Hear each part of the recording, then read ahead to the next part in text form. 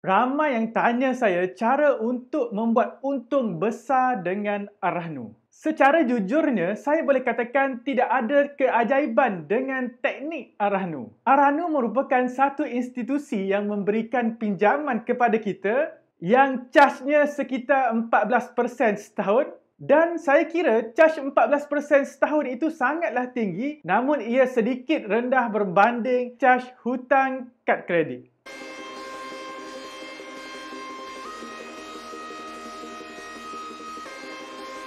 Keuntungan yang sebenar daripada pinjaman ataupun teknik Arahnu adalah bergantung dengan sejauh mana kebijaksanaan kita menggunakan hasil pinjaman tersebut. Secara jujurnya, pihak yang betul-betul kaya dengan teknik Arahnu ini adalah peniaga emas yang suruh menggunakan teknik pajakan Arahnu ini. Bagi seorang peniaga emas seperti saya akan memperoleh keuntungan yang besar dan keuntungan yang lebih banyak apabila saya mendapat hasil jualan emas yang banyak, bukan kerana pajakan emas tersebut di Arahnu. Sedangkan bagi pemajak emas, untung nasib itu boleh dikatakan sebagai untung sejupak, rugi segantang. Maksudnya, kalaulah mendapat untung, untungnya cuma sedikit. Kalau rugi, ruginya jumlah yang sangat besar. Saya ingin ingatkan kepada anda bahawa katakanlah ada peniaga emas yang memberitahu bahawa Arahnu adalah satu perniagaan. Sebenarnya keuntungan mereka adalah dengan menjual emas tersebut kepada anda. Jadi keuntungannya dengan jumlah yang lebih besar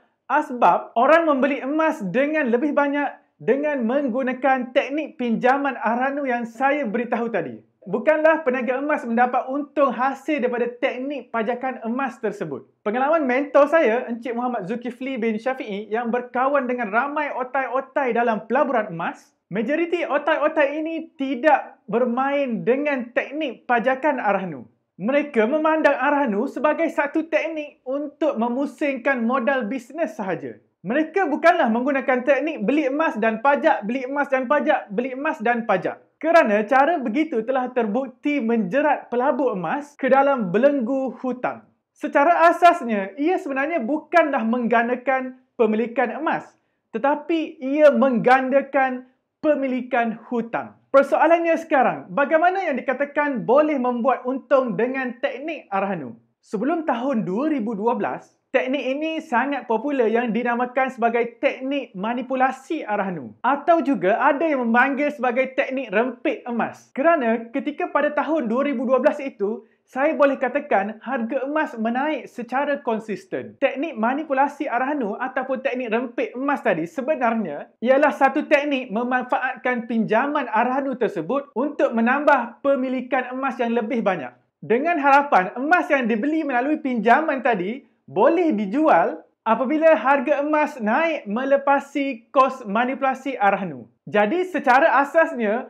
pemilik emas itu akan memperoleh dua keuntungan dengan menggunakan teknik ini. Jadi dua keuntungan tersebut adalah apabila untung kenaikan harga emas yang dibeli menggunakan duit simpanan dan yang kedua, untung kenaikan harga emas yang dibeli menggunakan duit pinjaman Arahnu tadi.